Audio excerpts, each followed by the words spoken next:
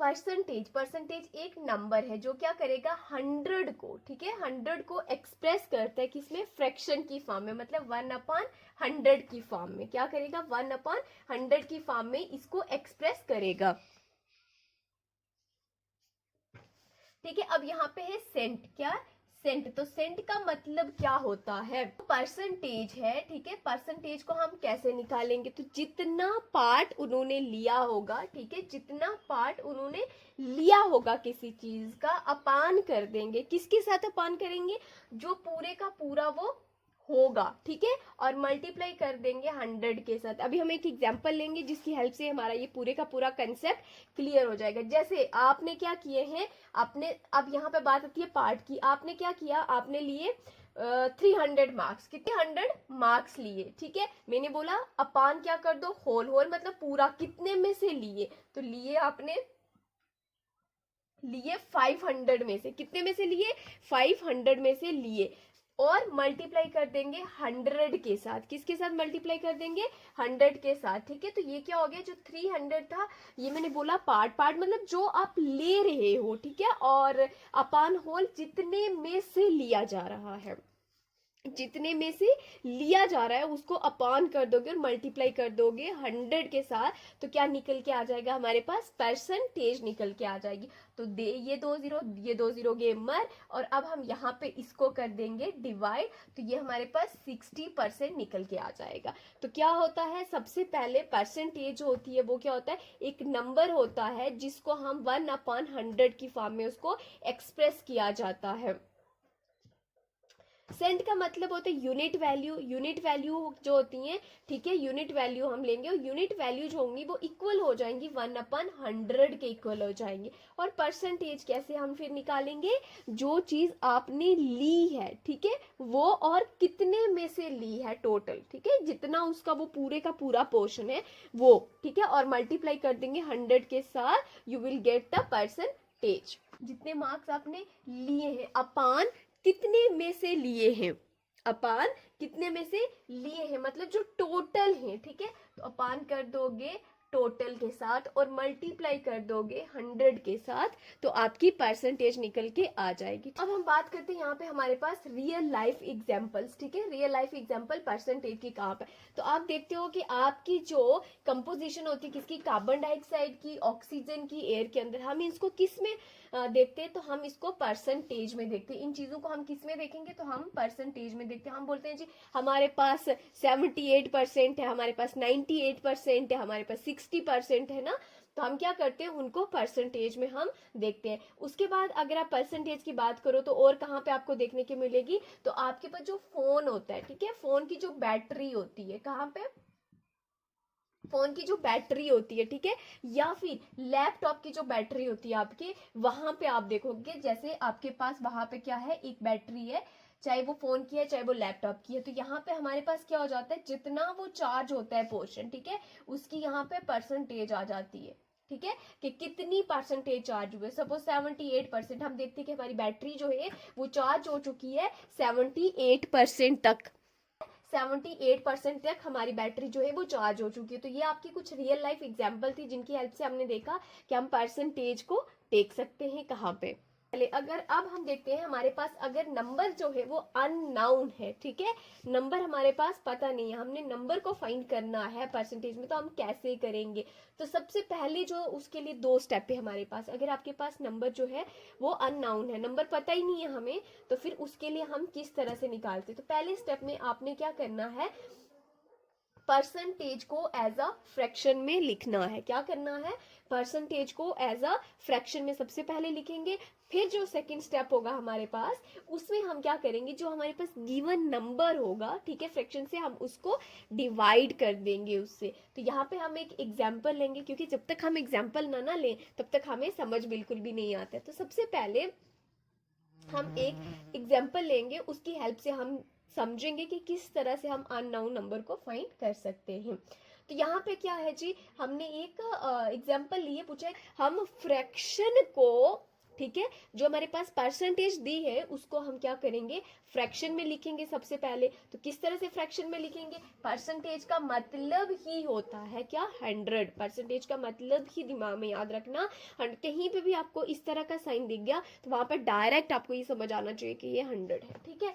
अब यहाँ पे 50/100 का, तो क्या है, 50/100 है, ठीक है। अब ये 0 और ये 0 मर गया, 5 1 5 और 5 2 10, तो कितना आ गया जी, हमारे पास आ गया 1/2, ठीक है। अब हमने परसेंटेज को एज अ फ्रैक्शन तो कर लिया।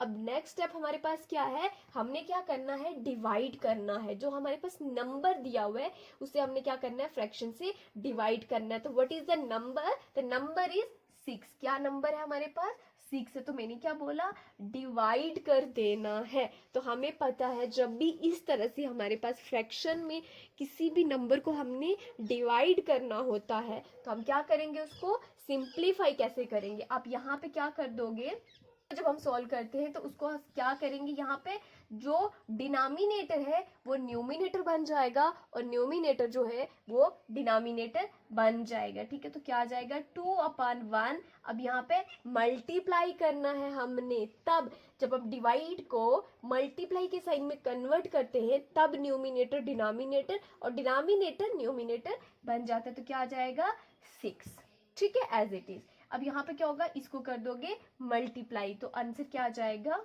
12। तो क्या नंबर निकला, 12।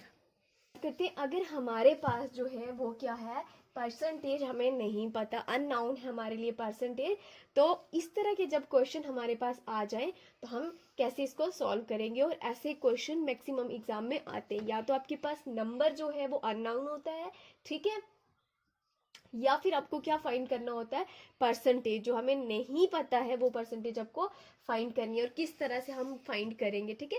तो सबसे पहला स्टेप, अगर इस तरह के क्वेश्चंस आ जाए तो आपने क्या करना है, उस परसेंटेज वाले नंबर को गिवन नंबर से आपने डिवाइड कर देना है। सेकेंड स्टेप आपने क्या करना होता है, जो आपका रिजल्ट आया है, ठीक है, उसको किससे मल्टीप्लाई कर दो, 100 के साथ आप उसको क्या कर दो, मल्टीप्लाई कर दो। स्टेप है, हमने डिवाइड कर देना है परसेंटेज को गिवन नंबर के साथ, ठीक है। तो क्या है, 20, ठीक है, परसेंटेज 20 हमारे पास क्या है, 80। क्या है, 20/80। तो हमने क्या कर दिया, परसेंटेज को हमने क्या कर दिया, डिवाइड कर दिया। किसके साथ डिवाइड कर दिया, जो हमारे पास यहाँ पे नंबर दिया हुआ है। What will be the next step, next step is multiply the result by 100। Multiply the result by 100। तो आपने क्या कर देना है, अब जो हमारे पास वो रिजल्ट आएगा उसको 100 के साथ मल्टीप्लाई कर देंगे। तो यहाँ पे ये 0 और ये 0 गेमर, 2 1 2 एंड 2 4 8। तो क्या आया, 1/4। अब 1/4 आया, हमने उसको मल्टीप्लाई कर देना है किसके साथ, 100 के साथ। तो क्या कर देंगे, मल्टीप्लाई कर देंगे 100 के साथ। 4 1 4 एंड 4 25, कितना हो जाता है, 100। तो कितना आंसर आएगा, 25%। कि हमारे परसेंटेज वाले चैप्टर में ना कुछ इस तरह के क्वेश्चन भी आ सकते हैं, ठीक है। तो हमने इस तरह से पढ़ना है परसेंटेज वाला चैप्टर कि हमारे पास किसी भी तरह के क्वेश्चन आ जाए, हमें कोई भी प्रॉब्लम ना हो एग्जाम में, ठीक है। तो अगर आपके पास इस तरह के क्वेश्चन आ जाते हैं कि परसेंटेज इंक्रीज या फिर डिक्रीज हो रही है तो वहां पे किस तरह से निकालेंगे। तो यहाँ पे मैंने ना एक एग्जाम्पल की हेल्प से आपको समझाने की ट्राई करी है। अगर परसेंटेज इंक्रीज हुई है, परसेंटेज इंक्रीज हुई है तो क्या फॉर्मूला लगेगा कि जो इंक्रीज हुई है, ठीक है, अपान जो ओरिजिनल है, मतलब कितने में से इंक्रीज हुई है, और मल्टीप्लाई कर देंगे 100 के साथ। किसके साथ मल्टीप्लाई कर देंगे, 100 के साथ। तो यहाँ पे जो है वो इंक्रीज कितने से हो रही है, पहले हमारे पास थी 200, पहले कितनी थी, 200 थी, ठीक है। 200 से इंक्रीज होके हमारे पास कितनी पहुंची, 250 पे पहुंची। कितने पे पहुंची, 250 के ऊपर पहुंची। तो क्या हुआ, परसेंटेज इंक्रीज हुई, ठीक है। पहले हमारे पास 200 थी, अब जो है वो 250 पे पहुंच गई। तो कितनी जो है वो इंक्रीज हुई, तो यहाँ पे देखें 250 200, ठीक है। तो यहाँ पे कितनी इंक्रीज हुई, 50। तो मैंने ये चीज बता दी आपको, करके भी ठीक है, कि हम क्या करेंगे, कैसे इसको माइनस कर देंगे। तो यहाँ पे हमने क्या कर दिया, देखा कि 50 जो है वो इंक्रीज हुई है। तो क्या फार्मूला है, इंक्रीज कितनी हुई, तो 50 इंक्रीज हुई है अपान ओरिजिनल, मतलब पहले कितनी थी, तो पहले थी हमारे पास कितनी, 200, कितनी थी 200। तो अब हम यहाँ पे लिखेंगे जी 200, और किससे मल्टीप्लाई करना है, मल्टीप्लाई कर देंगे 100 के साथ। तो ये चीजें तब आपको आएंगी जब आप इसके ऊपर 5 से 10 क्वेश्चंस हर एक सब यूनिट के ऊपर करेंगे, तो आपको बहुत अच्छे से समझ आने लग जाएगी। अब ये 0 और ये 0 गए मर, तो यहाँ पे 2 1 जा 2 और 2 25 जा कितने हो गए 50। तो क्या आएगा, 25% जो है वो इंक्रीज हुई है। कितनी इंक्रीज हुई है, 25% इंक्रीज हुई है। सेम केस विद डिक्रीज, ठीक है। अब क्या होगा, अगर डिक्रीज है तो क्या होगा, तो डिक्रीज के केस में भी क्या होगा, डिक्रीज अपान ओरिजिनल, क्या हो जाएगा यहाँ पे, डिक्रीज अपान ओरिजिनल, और मल्टीप्लाई कर देंगे 100 के साथ। किसके साथ मल्टीप्लाई करेंगे, 100 के साथ। 50% जो है वो हमारे पास डिक्रीज हुई है, ठीक है।